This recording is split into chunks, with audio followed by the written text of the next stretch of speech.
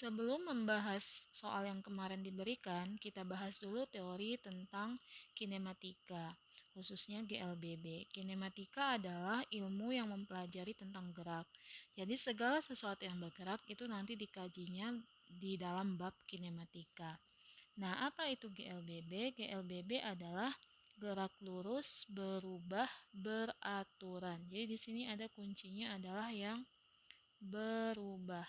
Nah, apa yang mengalami perubahan? Yang berubah ini adalah kecepatan. Jadi kecepatan benda itu dia berubah terhadap waktu.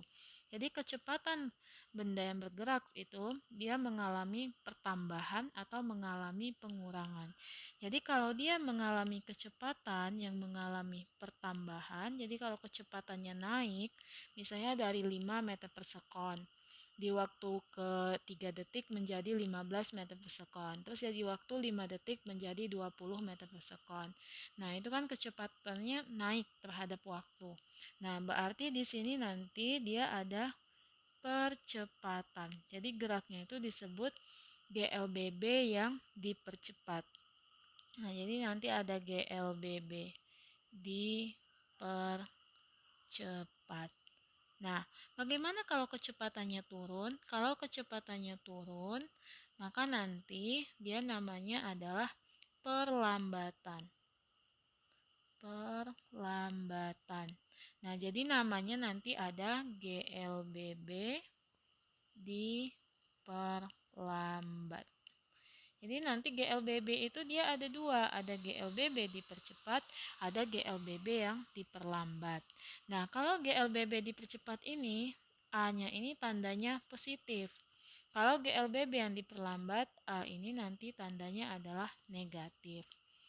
Nah, GLBB ini ada jenis-jenisnya lagi. Ada nanti dia GLBB ini adalah gerak lurus, lintasannya berarti dia lurus, terus nanti dia ada yang gerak vertikal ke atas, gerak vertikal ke atas, terus ada juga nanti gerak vertikal ke bawah, sama satu lagi ini nanti ada jatuh bebas. Nah, untuk rumus, sepertinya semua ini tuh adalah rumusnya itu sama aja. Jadi kita menurunkan dari rumus GLBB yang biasa. Jadi rumus GLBB itu hanya ada 3. Jadi rumus GLBB, apa aja nanti kasusnya, rumusnya itu hanya ini. Hanya 3 ini.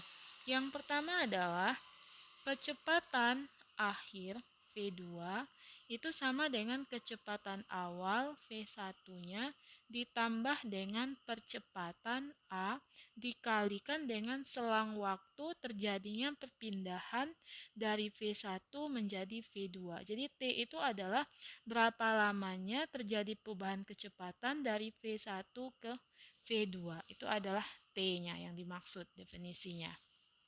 Nah, terus kalau V2-nya menjadi kuadrat, V1-nya juga jadi kuadrat. Nah, di sini ditambahnya bukan ditambah AT lagi, tapi ditambah 2 kali A dikali dengan S.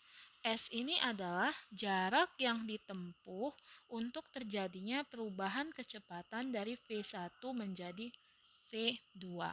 Jadi kalau di persamaan pertama tadi, T ini adalah waktu terjadinya perubahan kecepatan dari V1 menjadi V2. Nah, kalau di sini S ini adalah jarak terjadinya perubahan kecepatan dari V1 menjadi V2. Nah, rumus yang ketiga, kalau S jarak tempuh ini adalah kecepatan awal dikalikan dengan waktu ditambah dengan setengah dikali A dikali T kuadrat. Jadi jarak yang ditempuh selama waktu T dia bergerak itu adalah S, gitu definisinya. Nah, apakah ada yang merumuskan dengan rumus lain? Ya, ini ada simbolnya. Jadi V1 ini ada juga yang menyimbolkannya nanti dengan V0 atau V2 ini juga ada yang menyimbolkannya nanti dengan V1. Itu sebenarnya simbol aja, tapi arti fisiknya begitu.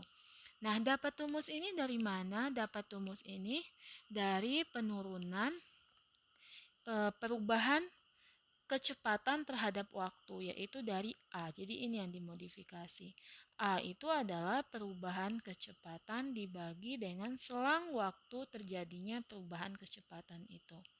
Nah, yang namanya perubahan kecepatan, baik itu di fisika atau di matematika, itu nanti akan ada selalu V2. Jadi kalau delta itu selalu nanti yang akhir dikurangi dengan yang awal. Nah, di bawahnya itu adalah selang waktu terjadinya. Jadi ini tuh T2 dikurang T1 ini maksudnya adalah berapa lama selang waktunya terjadi perubahan kecepatan dari V2 menjadi V1. Sorry, ini harusnya V1 ya, bukan V2. Ini V1 ini. Nah, jadi didapatkan rumus yang 3 ini, dapatnya itu dari sini. Dari proses matematis penurunan dari yang ini. Nih. Nah, sekarang kita balik lagi ke sini. Di sini kan ada A. Jadi A itu kalau dia mengalami percepatan berarti nanti A-nya adalah positif. Kalau dia mengalami perlambatan berarti A-nya adalah negatif. Nah, itu tentang gerak lurus yang pertama. Gerak lurus itu adalah lintasannya nanti lurus sepanjang sumbu X aja. Jadi ini tuh sumbunya gini, datar. Nah, kalau vertikal ke atas nanti ini tuh geraknya ke atas, kalau ke bawah ya ke bawah. Nanti kalau jatuh bebas ini tuh sebenarnya sama aja dengan vertikal ke bawah, tapi kecepatan awalnya ini nol atau benda yang dijatuhkan tanpa kecepatan awal, atau artinya dia dilepaskan nanti bahasanya, maka V1-nya itu otomatis 0. Nah, seperti yang saya bilang tadi, bahwa rumus-rumus ini, rumus 3 buah inilah yang kita modifikasi nanti untuk mendapatkan persamaan vertikal ke atas, vertikal ke bawah, jatuh bebas. Caranya gimana? Yang pertama, untuk vertikal ke atas dulu. Jadi GLBB vertikal ke atas. Nah, jadi kalau dia GLBB vertikal ke atas, yang harus diingat adalah A itu sama dengan negatif gravitasi. Kenapa negatif gravitasi? Karena gravitasi itu arahnya selalu menuju pusat bumi. Kita anggaplah misalnya ini adalah bumi. Nih, ini bumi, pusat bumi di sini. Jadi arah gravitasi itu selalu menuju pusat bumi. Ini arah A. Sedangkan bukan arah A, arah G, kecepatan gravitasi. Nah, sedangkan kalau vertikal ke atas, itu kan geraknya adalah ke atas, ini A-nya. Nah, arah A dan arah G itu kan berlawanan. Karena dia berlawanan, maka tanda di sini adalah negatif. Nah, karena A-nya negatif, ini semua A-nya negatif G, rumus yang 1, 2, 3 ini, itu bisa diganti menjadi V2-nya tetap V2 sama dengan V1, A-nya jadi min G, berarti min GT. Terus yang keduanya ini berarti V2 kuadrat, V1 kuadrat. Nah, A-nya diganti min G, berarti ini jadinya 2G. S itu karena dia vertikal, vertikal itu kan biasanya dibilangnya adalah tinggi. Jadi ini tuh adalah H, tinggi, singkatan dari height. Jadi ini tuh biasanya ditulisnya 2GH. Atau ada juga yang menyebutnya ini tuh sebagai Y, karena dia sumbu Y. Jadi V2, V1 kuadrat 2GH.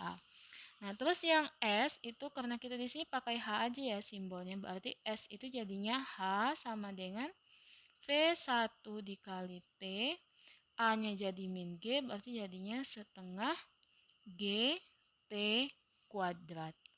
Nah, terus nanti yang harus diingat satu lagi adalah di tinggi maksimum. Jadi nanti kan kalau misalnya naik, benda ini awalnya dari sini, dari bawah, terus naik ke atas, ini naik. Nah, terus sampai nanti di tinggi maksimum. Anggaplah ini tinggi maksimum. Terus baru nanti turun lagi ke bawah. Jadi ini nanti naik terus turun. Nah, di tinggi maksimum ini benda itu diam. Jadi ini tuh ketika di tinggi maksimum benda itu diam. Karena benda itu diam, maka V di sini itu adalah 0. Jadi nanti kalau misalnya dia mulai bergeraknya dari sini, di sini V1-nya ada, terus di sini nanti akhir misalnya tinggi maksimum, maka di sini V2-nya itu adalah 0. Kita masukkan ke sini V2-nya itu adalah 0. Nih, kalau kita masukkan ke sini, nah, masukkan ganti V2-nya 0, berarti 0 kuadrat sama dengan V1 kuadrat 2G. H-nya berarti jadinya adalah H max.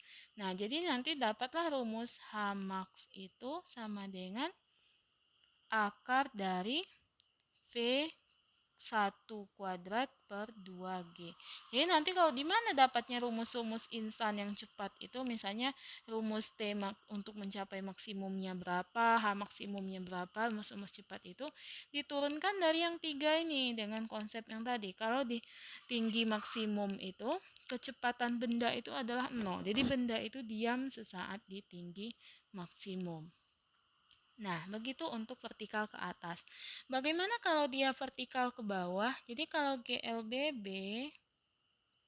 vertikal ke bawah. Nah, kalau vertikal ke bawah ini A-nya itu sama dengan positif G. Karena arah gerak dengan arah percepatan gravitasi itu dia searah. Nah, karena A-nya sama dengan positif G, maka jadinya rumus yang ini, yang awalnya kurang, ini kan kurang. Nah, ini jadinya tambah. Di V2 sama dengan V1 tambah GT. Terus V2 kuadrat, V1 kuadrat tambah 2GH. Berarti H-nya adalah V1T tambah setengah GT kuadrat. Nah, kalau jatuh bebas gimana? Di sini kita buat jatuh bebas. Jadi kalau jatuh bebas ini sama sebenarnya dengan GLBB vertikal ke bawah. GLBB vertikal ke bawah. Tapi kalau dia jatuh bebas itu berarti V1-nya itu sama dengan 0. Kecepatan benda awal itu adalah sama dengan 0. Sehingga kalau V1-nya 0, ini jadinya persamaan yang pertama, yang ini. Berarti V2 sama dengan, ini jadinya kan 0 tambah GT. Berarti V2-nya sama dengan GT. Nah, begitu juga dengan seterusnya. Dengan rumus nomor 2, berarti V2 kuadrat, 0 kuadrat tambah 2GH. Berarti jadinya 2GH. Terus ininya juga H-nya jadinya V1-nya 0 kali T tambah setengah GT kuadrat, berarti setengah GT kuadrat. Nah, jadi rumus yang sebanyak ini, atau yang mungkin adik-adik lihat di buku itu ada beragam macam, ada yang misalnya begini, terus nanti banyak lagi rumus-rumus yang lain untuk menghitung tinggi maksimum, lain dan sebagainya, itu didapatkan dari 3 buah rumus yang ini saja dimodifikasinya. Jadi yang perlu diingat dan dipahami itu adalah definisinya, artinya cukup kita hafal 3 buah rumus ini, terus tahu artinya, definisinya, nanti bagaimanapun soalnya pasti bisa